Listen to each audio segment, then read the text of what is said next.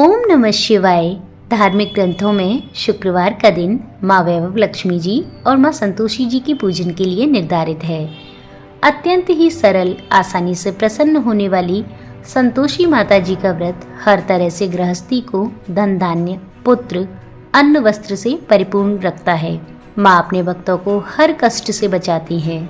इसीलिए शुक्रवार को संतोषी माता जी का व्रत रखने वाले हर एक भक्त को माँ संतोषी जी की व्रत कथा को जरूर सुनना चाहिए। तो आइए सुनते हैं शुक्रवार के व्रत की कथा। पौराणिक कथा के अनुसार एक बुढ़िया के 7 बेटे थे। 6 बेटे कमाते थे और 7वां बेटा नहीं कमाता था। बूढ़ी माँ कमाने वाले बेटे के लिए भोजन बनाकर उन्हें खिलाती और बची हुई जूठन 7वें बेटे को दे दिया करती थी। बेटे को यह बात पता नहीं थी। उसकी पत्नी ने जब उसे यह बात बताई तो उसे विश्वास नहीं हुआ। छुप कर देखा तो उसे पता चला कि ये सच था। उसे बड़ा दुख हुआ। एक दिन जब माँ ने खाने पर बुलाया तो उसने बोला कि माँ, मैं खाना नहीं खाऊंगा, परदेश जाकर कमाई करूंगा। माँ बोली, कल जाता है तो आज ही चला जा। यह सुनकर वह तुरंत घर से निकल गया। रास्ते में पत्नी से मिला। वो गोबर के कंडे थाप रही थी। बोला, मैं परदेश जा रहा हूँ, कुछ समय बाद लौटूंगा। तुम अपना धर्म का पालन करते हुए ध्यान से रहना।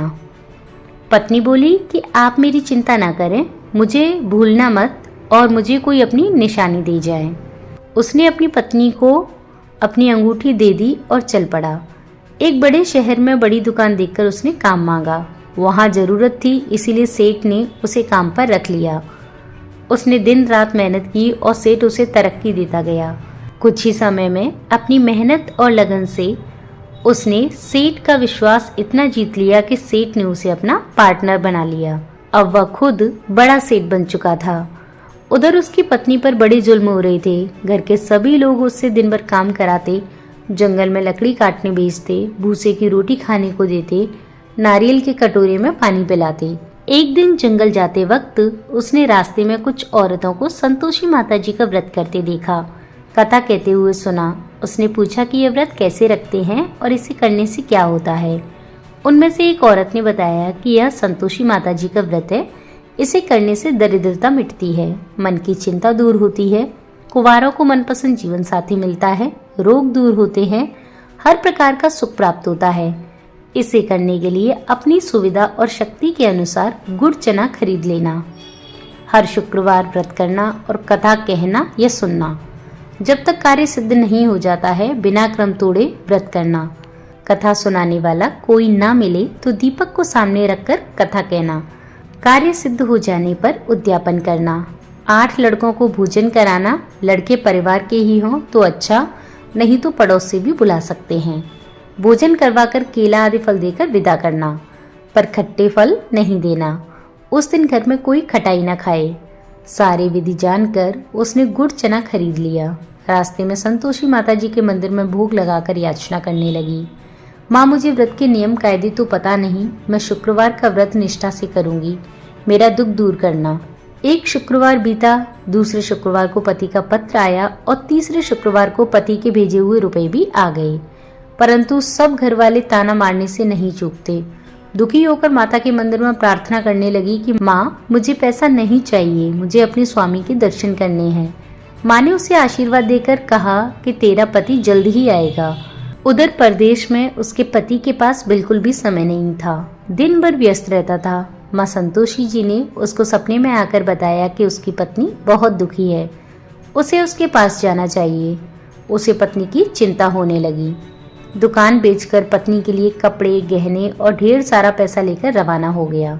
बहू जंगल से लकड़ी काटकर लौट रही थी, तब उसने धूल का गुबार उड़ते देखा।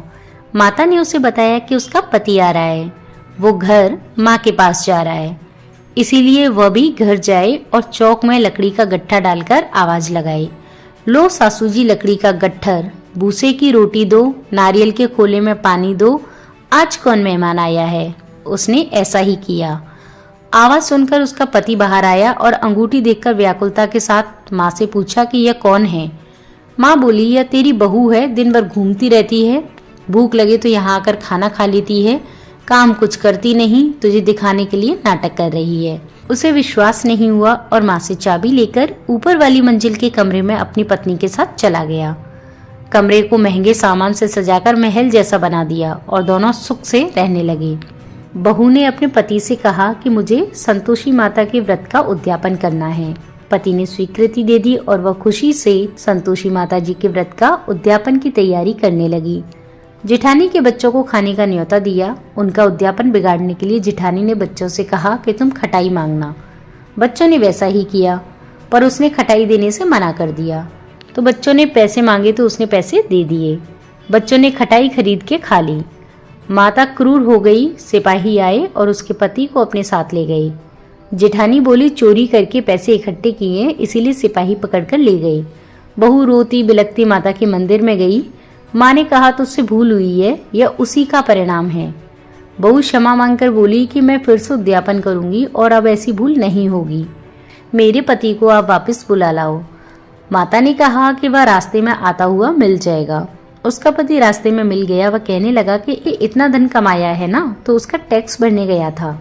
सिपाही इसी कारण आए थे। बहू ने चैन की सांस ली। शुक्रवार आने पर फिर से उद्यापन की तैयारी कर ली। इस बार जेठानी के बच्चों को नहीं बुलाया। पंडित के बच्चों को बुलाकर प्रेम पूर्वक पूजन कराया और केले देकर विदा किया। माता बहुत प्रसन्न हुई। कुछ समय बाद उसे बहुत सुंदर पुत्र प्राप्त हुआ। पुत्र को लेकर वह रोजाना माता के मंदिर जाती थी। एक दिन माता ने सोचा कि आज मैं इसके घर जाकर देखती हूँ। माता ने भयानक रूप अपनाया। गुड़ और चने से सना मुंह, सून जैसे होठ जिन पर मक्खियां भिनभिना रही थी। दहलीज पर पांव रखते ही उसकी सास चिल्लाने लगी, अरे देखो कोई चुड़ैल आ गई, इसे भगाओ नहीं तो किसी को खा जाएगी। घर के सब लोग डर गए और चिल्लाने लगे। घर के खिड़की दरवाजे बंद कर दिए गए। छोटी बहू देखते ही पहचान गई और प्रसन्न होकर बोली, आज मेरी माताजी मेरे घर आई हैं। सास से बोली, माँ जी डरो मत, यह वही संतोषी माताजी हैं मैं जिनकी पूजा करती हूँ, जिनका व्रत रखती हूँ। यह कहकर उसने घर के सभी खिड़की दरवाजे खोल दिए और सभी लोग माँ के चरणों में गिर गए।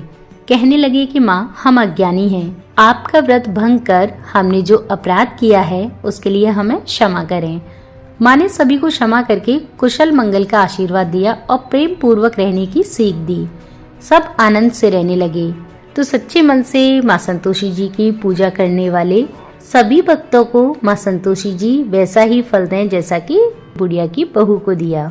तो बोलिए संतोषी माता जी की जय।